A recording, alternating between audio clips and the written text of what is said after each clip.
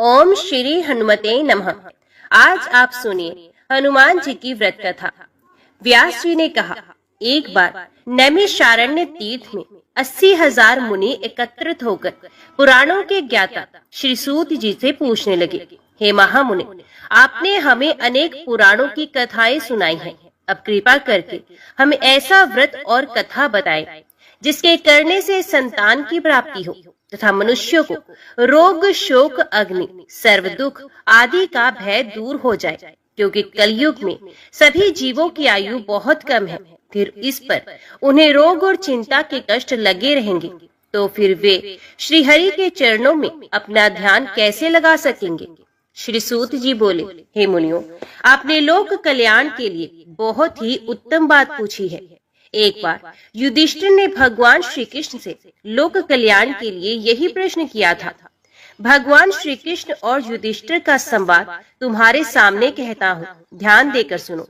एक समय पांडवों की सभा में श्री कृष्ण जी बैठे हुए थे। तब युधिष्ठिर ने भगवान श्री कृष्ण से प्रश्न किया, हे प्रभु नंदनंदन गोविंद, आपने मेरे लिए अनेकों कथाएं सुनाई हैं।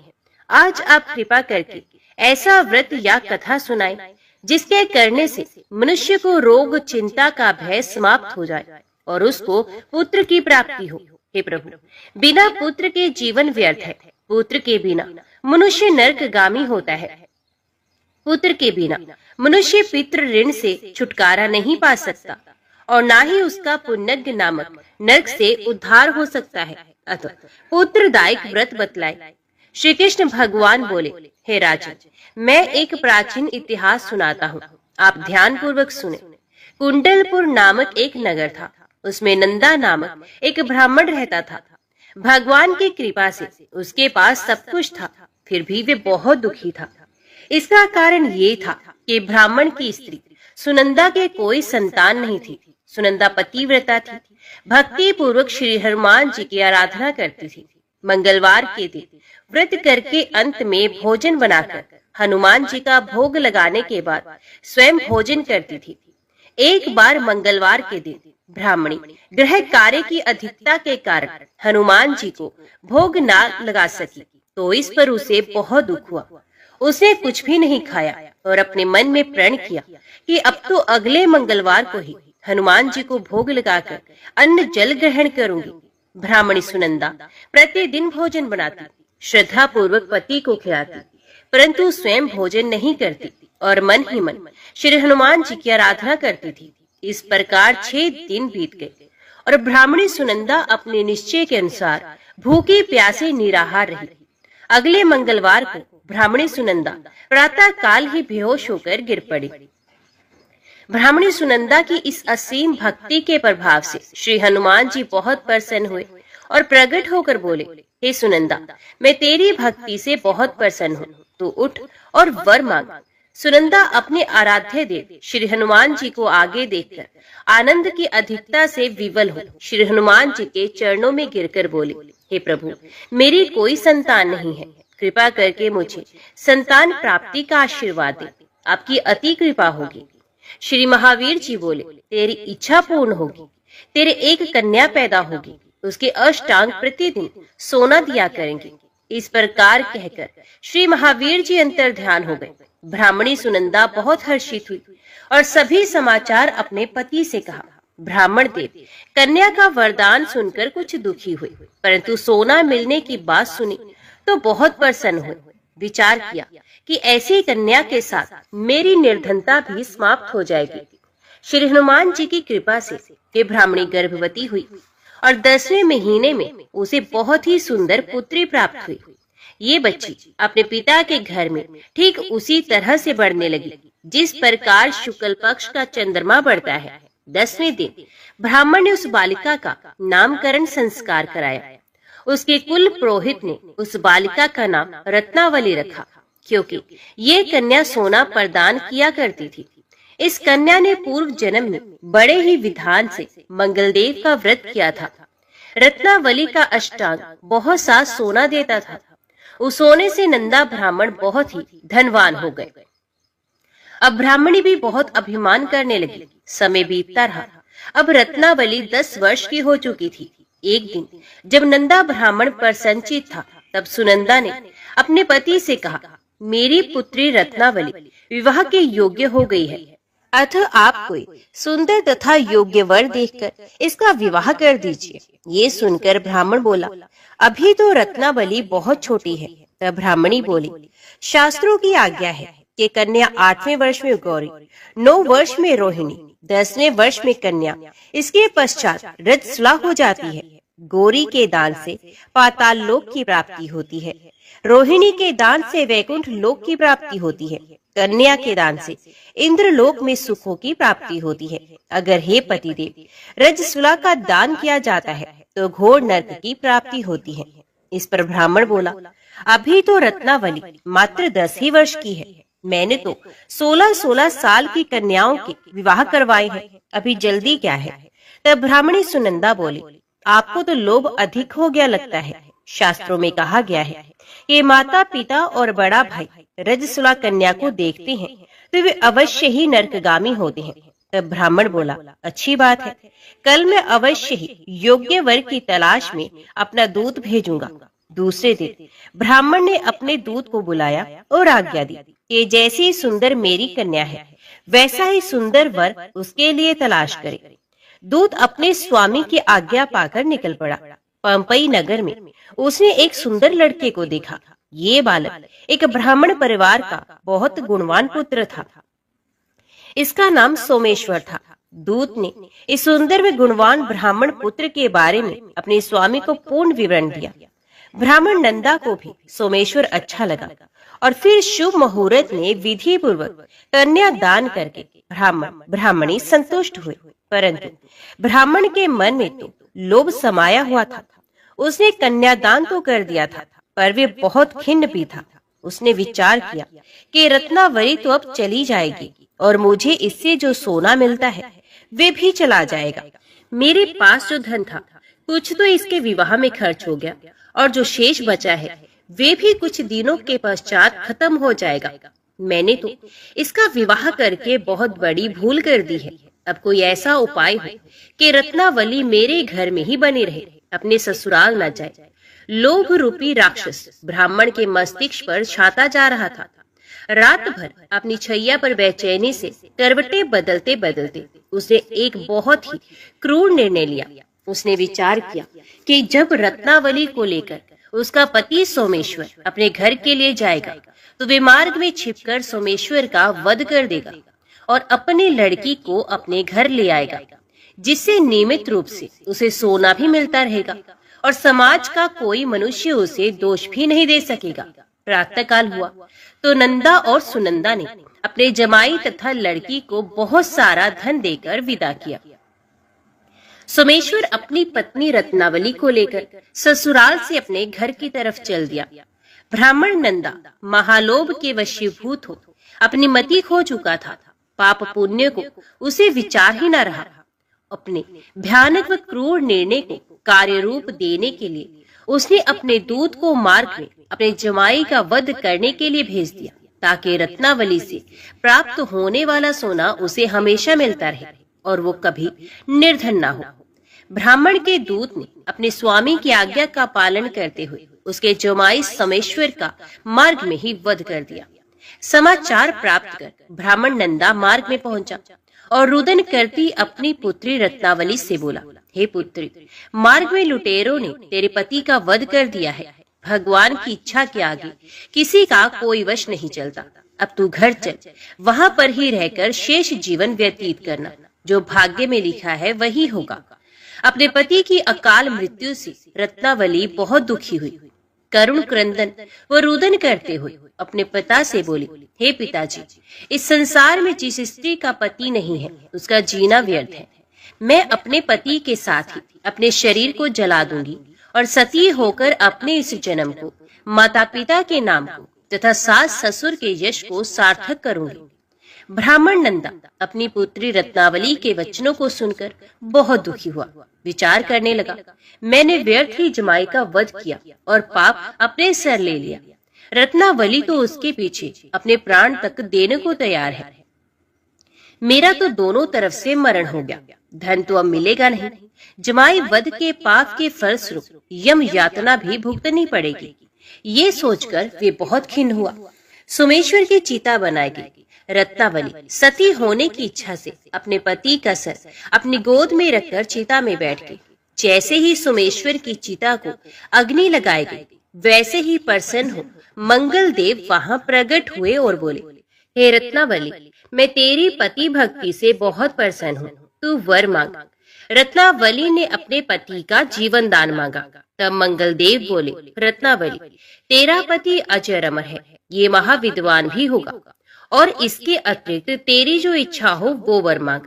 तब रत्नावली बोली, हे ग्रहों के स्वामी, यदि आप मुझ पर प्रसन्न हैं तो मुझे ये वरदान दीजिए कि जो भी मनुष्य मंगलवार के दिन प्रातः काल लाल पुष्प लाल चंदन से पूजा करके आपका स्मरण करे, उसको रोग व्याधि ना हो, स्वजनों का कभी वियोग ना हो, सर्प अग्नि तथा शत्रुओं का भय ना रहे।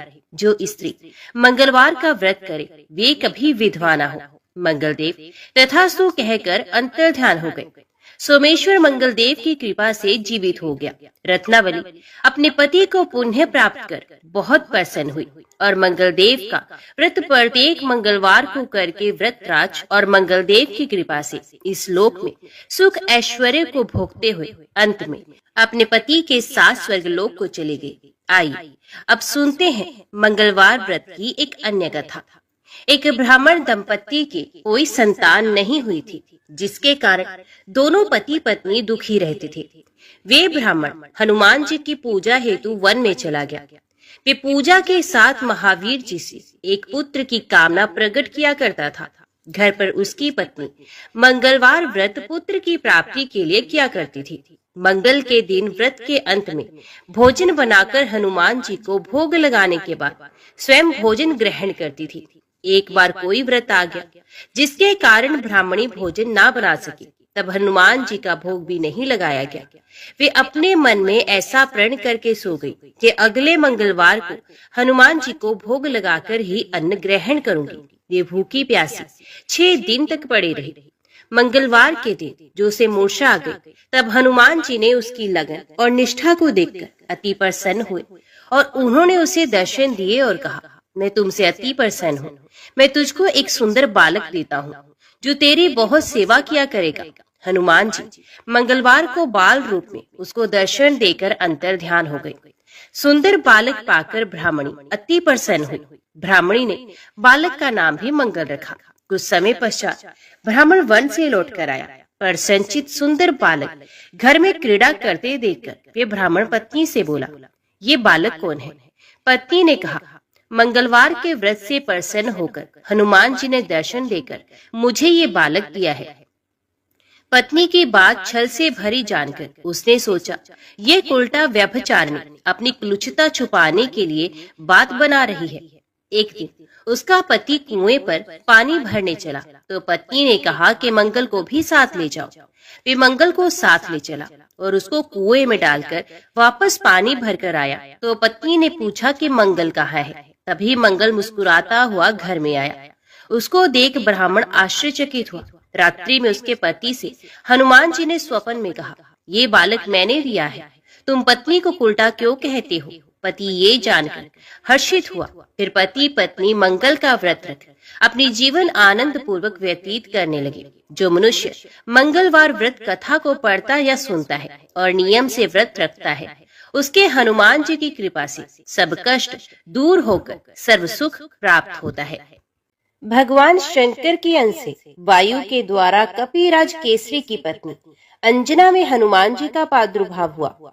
मर्यादा पुरुषोत्तम श्री राम की सेवा शंकर जी अपने रूप से तो नहीं कर सकते थे, अतएव उन्होंने 11वें रुद्र रूप को इस प्रकार वानर रूप में अवतरित किया। जन्म के कुछ ही समय पश्चात महावीर हनुमान जी ने उगते हुए सूर्य को कोई लाल लाल फल समझा और उसे निगलने के लिए आकाश की ओर दौड़ चले। उस दिन सूर्य ग्रहण का समय था। राहु ने देखा कि कोई दूसरा ही सूर्य को पकड़ने आ रहा है। तब वे उस आने वाले को पकड़ने लगा, किंतु जब वायुपुत्र उसकी ओर बढ़े तब वे डरकर भाग गया। राहु ने इंद्र से पुकार की। ऐरावत पर चढ़कर इंद्र को आते देख पवन कुमार ने ऐरावत को कोई बड़ा सा सफेद फल समझा और उसी को पकड़ने के लिए लपके। घबराकर देवराज ने वज्र से प्रहार किया। वज्र से उनकी ठोड़ी पर चोट लगने से वे कुछ टेढ़ी हो गई। इसी से ये हनुमान कहलाने लगे। वज्र लगने पर ये मूर्छित होकर गिर पड़े। पुत्र को मूर्छित देखकर वायुदेव बड़े कुपित हुए। उन्होंने अपनी गति बंद कर ली। श्वास रुकने से देवता भी व्याकुल हो गए। अंत में हनुमान को सभी लोकपालों ने अमर होने तथा अग्नि जल वायु आदि से अभय होने का वरदान देकर वायुदेव को संतुष्ट किया। जातीय स्वभाव से चंचल हनुमान ऋषियों के आश्रमों में वृक्षों को सहज चपलतावश तोड़ देते तथा आश्रम की वस्तुओं को अस्त व्यस्त कर देते थे। अतः ऋषियों ने इन्हें शाप दिया, तुम अपना बल भूले रहोगे। जब कोई तुम्हें स्मरण दिलाएगा तभी तुम्हें अपने बल का भान होगा। तब से वे सामान्य वानर की भांति रहने लगे। माता के आदेश से सूर्य नारायण के समीप जाकर वेद वेदांग प्रभूति समस्त शास्त्रों एवं कलाओं का इन्होंने अध्ययन किया। इसके पश्चात किष्किंधा में आकर सुग्रीव के साथ रहने लगे। सुग्रीव ने इन्हें अपना निजी सचिव बना लिया। जब बाली ने सुग्रीव को मारकर निकाल दिया तब भी ये सुग्रीव के साथ ही रहे। सुग्रीव के विपत्ति के साथ ही होकर ऋष्यमुख पर्वत पर ये उनके साथ ही रहते थे। बचपन में माता अंजना से बार बार आग्रह पूर्वक इन्होंने अनादि रामचरित सुना था। अध्ययन के समय वेद में पुराणों में श्री राम कथा का अध्ययन किया था। किष्किंधा आने पर यह भी ज्ञात हो गया कि परात्पर प्रभु ने अयोध्या में अवतार धारण कर लिया है। अब ये बड़ी उत्कंठा से अपने स्वामी के दर्शन की प्रतीक्षा करने लगे। श्रीमद् भागवत में कहा गया है, जो निरंतर भगवान की कृपा की आतुर प्रतीक्षा करते हैं, अपने प्रारब्ध से प्राप्त सुख दुख को संतोष पूर्वक भोगते रहकर हृदय वाणी तथा शरीर से भगवान को प्रणाम करता रहता है। हृदय से भगवान का चिंतन, वाणी से भगवान के नाम गुण का गान कीर्तन और शरीर से भगवान का पूजन करता रहता है। ये मुक्ति पद का स्वत अधिकारी हो जाता है। श्री हनुमान जी तो जन्म से ही माया के बंधनों से सर्वथा मुक्त थे। वे तो अहर्निश अपने स्वामी श्री राम के ही चिंतन में लगे रहते थे। अंत में श्री राम अपने छोटे भाई लक्ष्मण के साथ रावण के द्वारा सीता जी के चुरा लिए जाने पर उन्हें ढूंढते हुए ऋष्यमुख के पास पहुँचे। सुग्रीव को शंका हुई कि इन राजकुमारों को बाली ने मुझे मारने के लिए ही ना भेजा हो। हनुमान जी को परिचय जानने के लिए उन्होंने भेजा। विप्र वेश धारण कर हनुमान जी आए और परिचय पूछकर जब अपने स्वामी को पहचाना तब वे उनके चरणों पर गिर पड़े और वे रोते रोते कहने लगे, एकु मैं मंद मोह बस, कुटिल हृदय अज्ञान, पुण्य प्रभु मोहे, विसार्यो दीन बंधु भगवान। श्री राम ने उठाकर उन्हें हृदय से लगा लिया। तभी से हनुमान जी श्री अवधेश कुमार के चरणों के समीप ही रहे। हनुमान जी की प्रार्थना से भगवान ने सुग्रीव से मित्रता की और बाली को मारकर सुग्रीव को किष्किंधा का राज्य दिया। राज्य भोग में सुग्रीव को परमत देखकर हनुमान जी ने ही उन्हें सीतान्वेषण के लिए सावधान किया। ये पवन कुमार ही वानरों को एकत्रित कर लाए। श्री राम जी ने उनको ही अपनी मुद्रिका दी। 100 योजन समुद्र लांघने का प्रश्न आने पर जब जामवंत जी ने हनुमान जी को उनके बल का स्मरण दिलाकर कहा कि आपका तो अवतार ही राम कार्य संपन्न करने के लिए हुआ है, तब अपनी शक्ति का बोध कर केसरी नंदन उठकर खड़े हुए। देवताओं के द्वारा भेजी हुई नाग माता सुरसा को संतुष्ट करके समुद्र में छिपी राक्षसी सिंहिका को मारकर हनुमान जी लंका पहुँचे। द्वार रक्षिका लंकनी को एक घूंसे में सीधा करके छोटा रूप धारण कर ये लंका में रात्रि के समय प्रविष्ट हुए। विभीषण जी से पता पाकर अशोक वाटिका में जानकी जी के दर्शन किए। उनको आश्वासन देकर अशोक वन को उजाड़ डाला। रावण के भेजे राक्षसों तथा रावण पुत्र अक्षय कुमार को मार दिया। मेघनाथ इन्हें किसी प्रकार बांधकर राजसभा में ले गया। वहां रावण को भी हनुमान जी ने अभिमान छोड़कर भगवान की शरण लेने की शिक्षा दी। राक्षस राज की आज्ञा से उनकी पूंछ में आग लगा दी गई। इन्होंने उसी अग्नि से सारी लंका को जला दिया। सीता जी से चिन्ह स्वरूप चूड़ामणि लेकर भगवान के समीप लौट आए।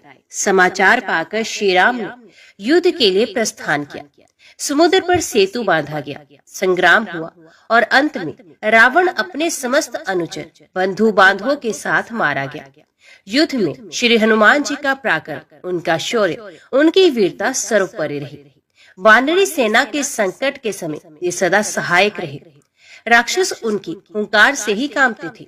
लक्ष्मण जी जब मेघनाथ की शक्ति से मूर्छित हो गए, तब मार्ग में पाखंडी कालनेमी को मारकर द्रोणाचल को हनुमान जी उखाड़ लाए और इस प्रकार संजीवनी औषधि आने से लक्ष्मण जी को चेतना प्राप्त हुई। माया भी अहि रावण जब माया करके राम लक्ष्मण को युद्ध भूमि से चुरा ले गया, तब पाताल जाकर अहि रावण का वध करके हनुमान जी ही श्री राम जी और भाई लक्ष्मण जी के साथ वहां आए। रावण वध का समाचार श्री जानकी जी को सुनाने का सौभाग्य और श्री राम लौट रहे हैं, ये आनंददायी समाचार भरत जी को देने का गौरव भी प्रभु ने अपने प्रिय सेवक हनुमान जी को ही दिया।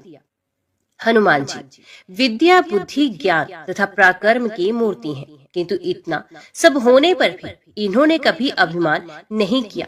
अभिमान उन्हें कभी छू तक नहीं पाया। जब वे लंका जलाकर अकेले ही रावण का मान मर्दन करके प्रभु के पास लौटे और प्रभु ने पूछा कि त्रिभुवन विजय रावण की लंका को तुम कैसे जला सके, तब उन्होंने उत्तर दिया, शाखा मृग के बड़ मनुसाई, शाखा ते शाखा पर जाय, नाग सिंधु हाटक पुरजारा, निश्चर गन मदन विपुजारा, सो सब तब प्रताप रघुराई, नाथ न कछु मोरु भ्रपताई। हनुमान जी की भक्ति तो अतुलनीय है। अयोध्या में राज्याभिषेक हो जाने पर भगवान ने सबको पुरस्कृत किया। सबसे अमूल्य अयोध्या के कोष की सर्वश्रेष्ठ मणियों की माला श्री जानकी जी ने अपने कंठ से उतारकर हनुमान जी के गले में डाल दी। हनुमान जी मणियों को ध्यान से देख देख कर तोड़ने लगे और मुख में डालकर फोड़ने भी लगे। दुर्लभ रत्नों को इस प्रकार नष्ट होते देख कुछ लोगों को बड़ा कष्ट हुआ। कुछ ने उन्हें रोका भी। हनुमान जी ने कहा, मैं इनमें भगवान का नाम तथा उनकी मूर्ति ढूंढ रहा हूँ। जिस वस्तु में मेरे स्वामी श्री सीता राम का नाम ही ना हो, जिसमें उनकी मूर्ति ना हो, ये तो व्यर्थ है। प्रश्न करने वाले ने पूछा, क्या आपके शरीर में वे मूर्ति और नाम है? तुरंत अपने नखों से हनुमान जी ने छाती का चमड़ा फाड़कर सबको दिखाया। उनके रोम रोम में राम ये परम दिव्य नाम अंकित था और उनके हृदय में श्री जनक नंदिनी जी के साथ सिंहासन पर बैठे महाराज धीराज श्री अवधेय जी की भुवन सुंदर मूर्ति विराजमान थी। सब लोग जय जयकार करने लगे। भगवान ने हनुमान जी को हृदय से लगा लिया। हनुमान जी आजन्म नैष्ठिक ब्रह्मचारी हैं, व्याकरण के महान पंडित हैं, वेदज्ञ हैं, ज्ञान शिरोमणि हैं, बड़े विचारशील, तीक्ष्ण बुद्धि तथा अतुल पराक्रमी हैं।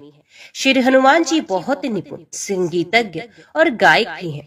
एक बार देवऋषि दानवों के महान सम्मेलन में जलाशय के तट पर भगवान शंकर तथा देवऋषि नारद जी आदि गा रहे थे। अन्य देवऋषि दानव भी योग दे रहे थे।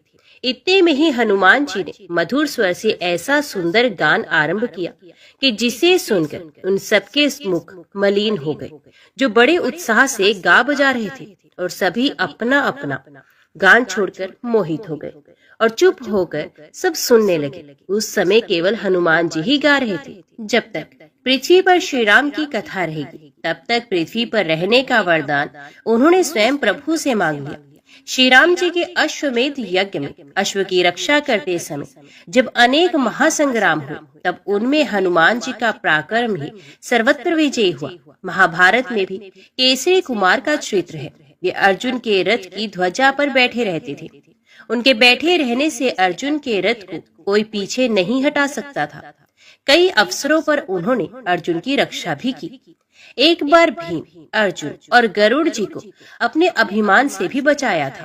कहते हैं कि हनुमान जी ने अपने वज्रनख से पर्वत की शिलाओं पर एक रामचरित काव्य लिखा था। उसे देखकर महर्षि वाल्मीकि को दुख हुआ कि यदि वह काव्य लोक में प्रचलित हुआ तो मेरे आदि काव्य का समादर नहीं होगा। ऋषि को संतुष्ट करने के लिए हनुमान जी ने वे शिलाएं समुद्र में डाल दी। सच्चे भक्त में यश मान बढ़ाई की इच्छा का लेश भी नहीं होता। वे तो अपने प्रभु का पावन यशी लोक में गाता है। श्री राम कथा श्रवण, राम नाम कीर्तन के हनुमान जी अनन्य प्रेमी हैं।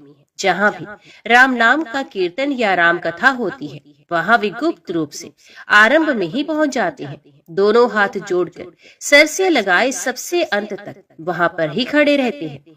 प्रेम के कारण उनके नेत्रों से बराबर आंसू झरते रहते हैं। उन अनन्य तथा अतुल्य श्री राम भक्त के पावन पद कमलों में अनंत नमस्कार। व्यास जी कहते हैं, जो लोग राम राम राम इस मंत्र का उच्चारण करते हैं, खाते पीते सोते चलते और बैठते समय सुख में या दुख में राम मंत्र का जप करते हैं, उन्हें दुख दुर्भाग्य आदि व्याधि का भय नहीं रहता। उनकी आयु संपत्ति और बल प्रतिदिन बढ़ते रहते हैं। राम का नाम लेने से मनुष्य भयंकर पाप से छूट जाता है, वे नरक में नहीं पड़ता और अक्षय गति को प्राप्त होता है। लंकापति रावण के वध के बाद जब अयोध्यापति प्रभु श्री राम की कीर्ति दूर दूर तक फैल रही थी और वे मर्यादा पुरुषोत्तम कहलाने लगे थे, तब एक दिन महादेव शिव की इच्छा भी मर्यादा पुरुषोत्तम श्री राम से मिलने की हुई।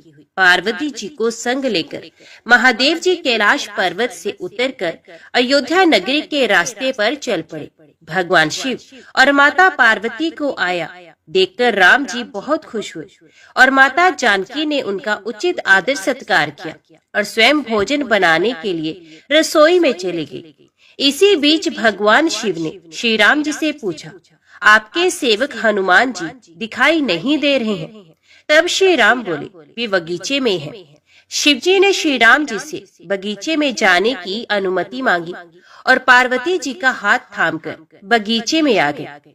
बगीचे की खूबसूरती देखकर उनका मन मोहित हो गया। आम के एक घने वृक्ष के नीचे हनुमान जी दीन दुनिया से बेखबर गहरी नींद में सोए हुए थे और एक ले में खराटों से राम नाम की ध्वनि उठ रही थी। चकित होकर शिवजी और माता पार्वती एक दूसरे की ओर देखने लगे। माता पार्वती मुस्कुरा उठी और वृक्ष की डालियों की ओर इशारा किया। राम नाम सुनकर पेड़ की डालियां भी झूमने लगी थी और इनके बीच से भी राम नाम उच्चारित हो रहा था। शिवजी इस राम नाम की धुन में मस्त मगन होकर खुद भी राम राम कहकर नाचने लगे। माता पार्वती जी ने भी अपने पति का अनुसरण किया और अपने कोमल पैर थिरकाने लगी। शिवजी और माता पार्वती जी के नृत्य से ऐसी झनकार उठी कि स्वर्ग लोक के देवता गण भी आकर्षित होकर बगीचे में आ गए और राम नाम की धुन में सभी मस्त हो गए। माता जानकी भोजन तैयार करके प्रतीक्षा कर रही थी, परंतु संध्या घिरने पर भी अतिथि नहीं पधारे। तब अपने देवर लक्ष्मण जी को बगीचे में भेजा। लक्ष्मण जी तो स्वयं को श्री राम का सेवक ही मानते थे, इसलिए बगीचे में आकर जब उन्होंने धरती पर स्वर्ग का नजारा देखा तो स्वयं भी राम नाम की धुन में झूम उठे। महल में माता जानकी जी परेशान हो रही थी। अभी तक भोजन ग्रहण करने कोई भी क्यों नहीं आया। उन्होंने श्री राम जी से कहा, भोजन ठंडा हो रहा है, चलिए हम ही जाकर बगीचे में से सभी को ले आए। तब जब राम जी भी बगीचे में गए तो वहाँ राम नाम की धूम मची हुई थी। हनुमान जी गहरी नींद में सोए हुए थे और उनके खर्राटों से अभी तक राम नाम ही निकल रहा था। श्री राम भाव विवल हो उठे। राम जी ने हनुमान जी को नींद से जगाया और प्रेम से उनकी तरफ निहारने लगे। हनुमान जी प्रभु को आया देखकर शीघ्रता से उठकर खड़े हो गए। नृत्य की सभा भंग हो गई।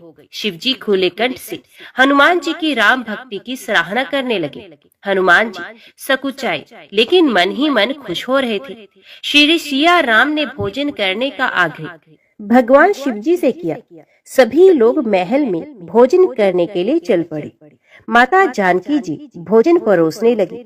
हनुमान जी को भी श्री राम जी ने पंक्ति में बैठने का आदेश दे दिया। हनुमान जी बैठ तो गए, परंतु आदत ऐसी थी कि राम जी के भोजन परोसने के उपरांत ही सभी लोग भोजन करते थे। आज श्री राम के आदेश से पहले भोजन करना पड़ रहा था। माता जानकी हनुमान जी को भोजन परोसे जा रही थी, परंतु हनुमान जी का पेट ही नहीं भर रहा था। सीता जी कुछ समय तक तो उन्हें भोजन परोस रही, फिर समझ गई कि इस तरह से तो हनुमान जी का पेट नहीं भरेगा। उन्होंने तुलसी जी के एक पत्ते पर राम नाम लिखा और भोजन के साथ हनुमान जी को परोस दिया। तुलसी पत्र खाते ही हनुमान जी को संतुष्टि मिली और वे भोजन खाकर उठकर खड़े हो गए।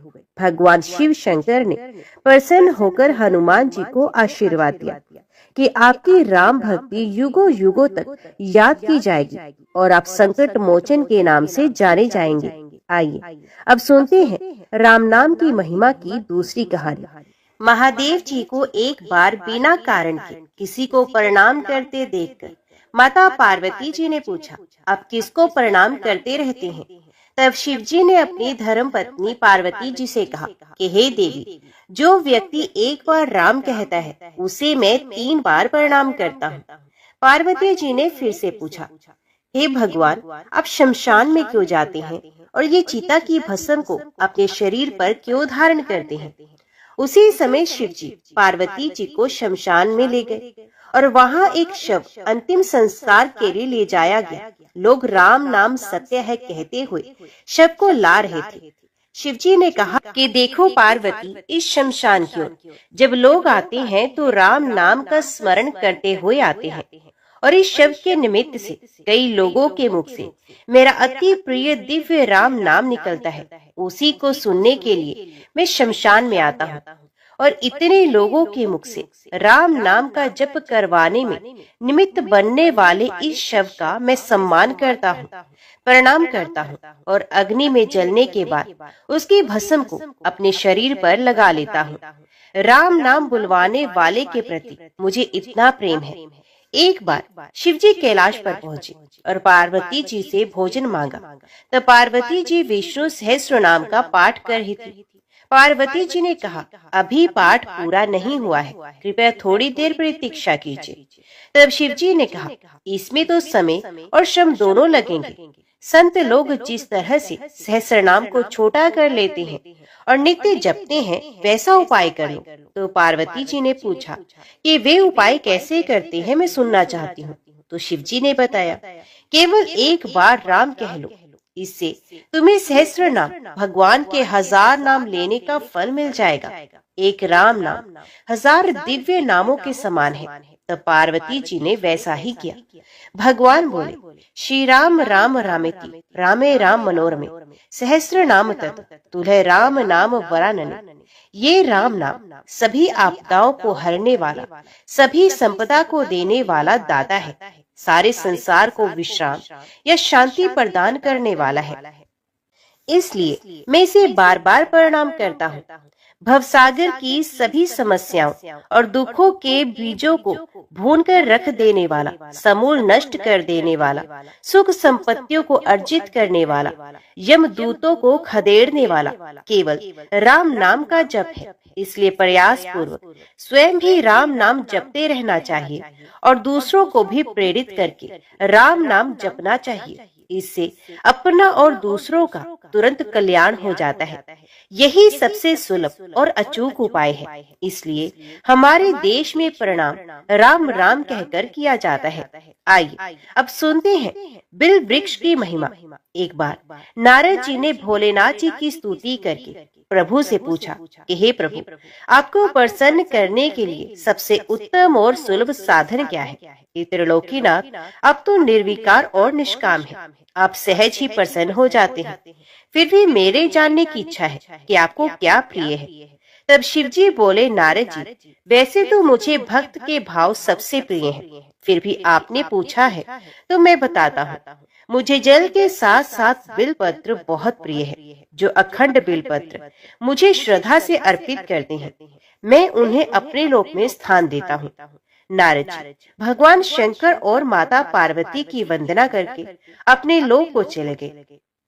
उनके जाने के पश्चात पार्वती जी ने शिव जी से पूछा कि हे प्रभु, मेरी ये जानने की बड़ी तीव्र इच्छा हो रही है कि आपको बिलपत्र इतने प्रिय क्यों हैं?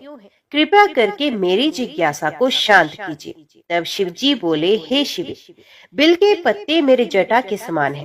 उसका त्रियत्र यानी 3 पत्ते ऋग्वेद, यजुर्वेद और सामवेद हैं। शाखाएं समस्त शास्त्र का स्वरूप है।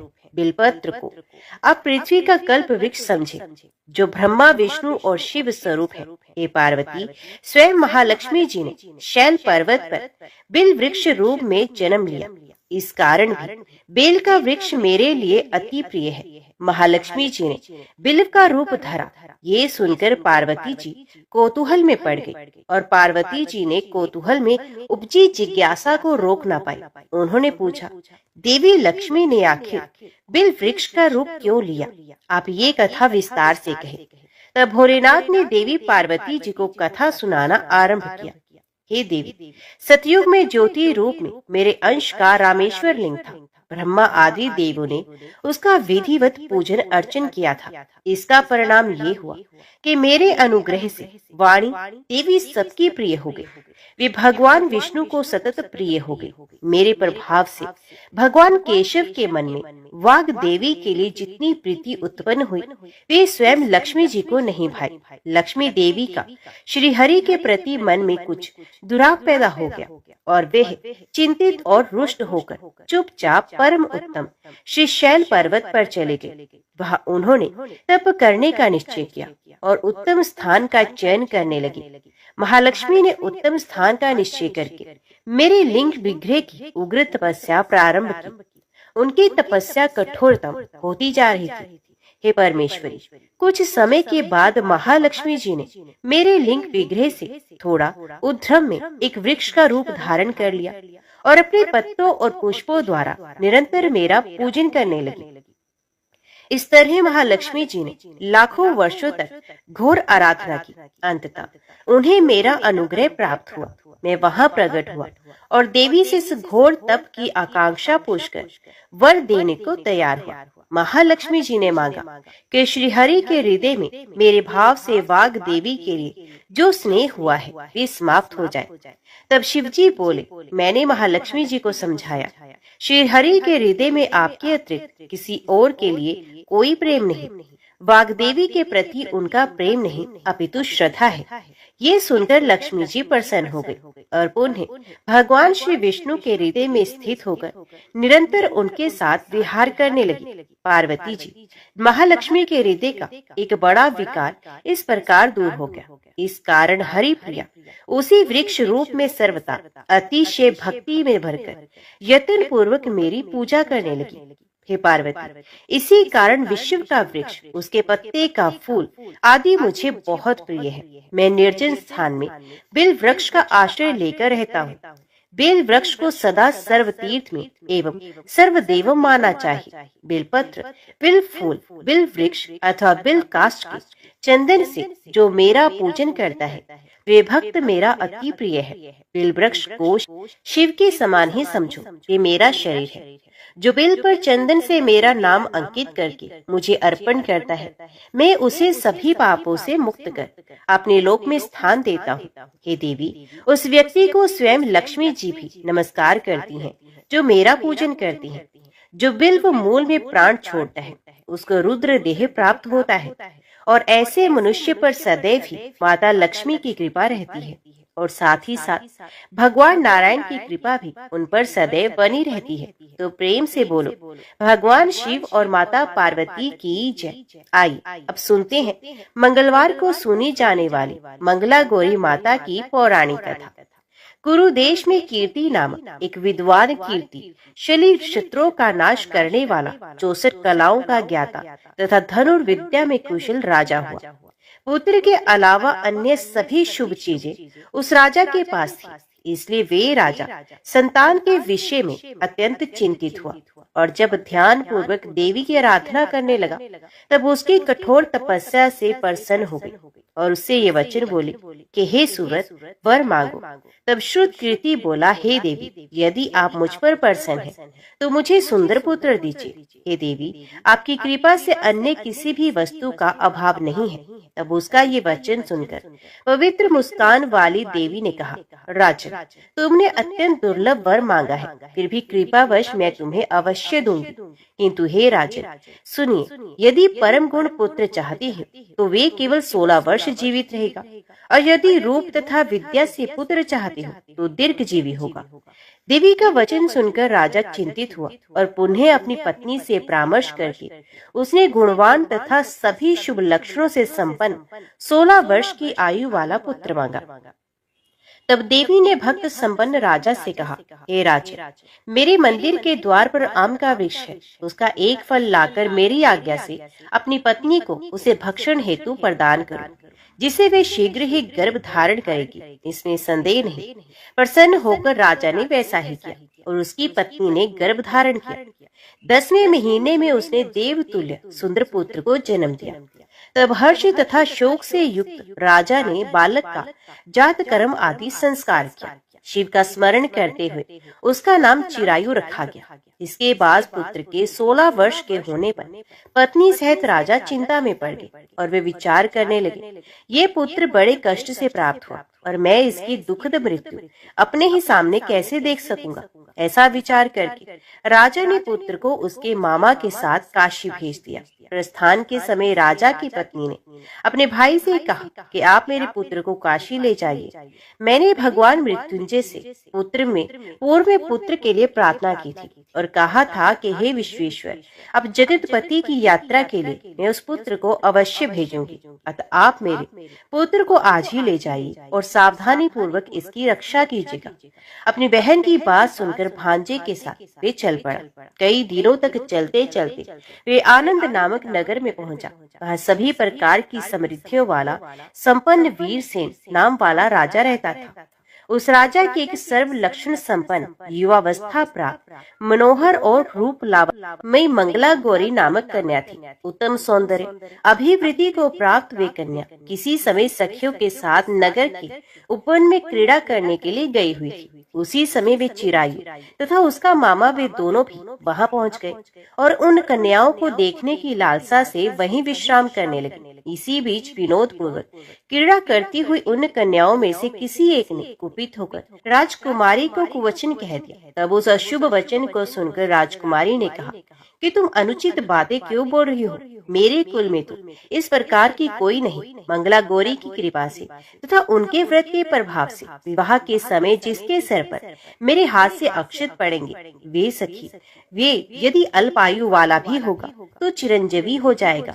इसके बाद वे सभी कन्याएं अपने अपने घर चली गईं। उसी दिन राजकुमारी का विवाह था, बल्कि देश के दृढ़ धर्मा नामक राजा के सुकेतु नाम वाले पुत्र के साथ उसका विवाह निश्चित किया गया था। वे सुकेतु कुरूप तथा बहरा था। तब सुकेतु के साथ आए हुए उन लोगों ने विचार किया कि इस समय कोई दूसरा श्रेष्ठ वर ले जाना चाहिए और विवाह संपन्न हो जाने के बाद वहां सुकेतु पहुंच जाए। तो उन लोगों ने चिरायु के मामा के पास जाकर याचना की कि आप इस बालक को हमें दे दीजिए, जिससे हमारा कार्य सिद्ध हो जाए। इस पृथ्वी पर परोपकार के समान दूसरा कोई धर्म नहीं। तब उनकी बात सुनकर चिरायु का मामा मन ही मन बहुत प्रसन्न हुआ, क्योंकि इसने उपवन में पहले ही कन्या मंगला गौरी की बात सुनी थी। फिर भी उसने एक बार कहा कि आप लोग इसे किस लिए मांग रहे हैं? कार्य की सिद्धि हेतु वस्त्र अलंकार आदि मांगे जाते हैं, व्रतों को कभी कहीं नहीं मांगा जाता। तथापि आप लोगों का सम्मान करने के लिए मैं इसे दे रहा हूँ। इसके बाद चिरायु को वहां ले जाकर उन लोगों ने विवाह संपन्न कराया। सप्तपदी आदि के हो जाने पर रात्रि में शिव पार्वती की प्रतिमा के समक्ष उस चिरायु ने हर्ष युक्त होकर मंगला गौरी के साथ शयन किया। उसी दिन चिरायु के 16 वर्ष पूर्ण हो चुके थे और अर्धरात्रि में साक्षात काल सर्प रूप में वहां आ गया। इसी बीच संयोगवश राजकुमारी जाग गई। उसने उस महासर्प को वहां देखा और भय से व्याकुल होकर कांपने लगी। तभी उस कन्या ने धैर्य धारण किया, 16 उपचारों से सर्प की पूजा की और पीने के लिए दूध दिया।